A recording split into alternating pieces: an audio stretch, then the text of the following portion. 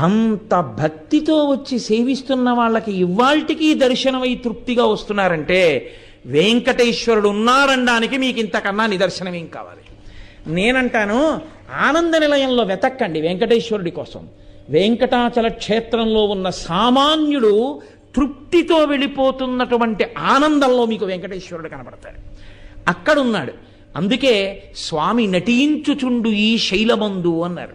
ఆ పర్వతం అంతటి మీద ఆయన నర్తిస్తూ ఉంటాడు. ఆ పర్వతమేమి నమ్ముకున్నటువంటి వాడి ప్రతి ఇంటిలో, ప్రతి వాడి గుండెలో, వాడి ముందు, వాడి వెనక, వాడి పక్కన స్వామి నిలబడి ఉంటారు. ఆనాటి నుండి ఈనాటి వరకు వెంకటేశ్వరానుగ్రహము అన్న మాటకు అర్థం, ఏమీ నాకు తెలియదు స్వామి అని చెప్పినటువంటి వాడిని ఆయన అనుగ్రహిస్తాడు.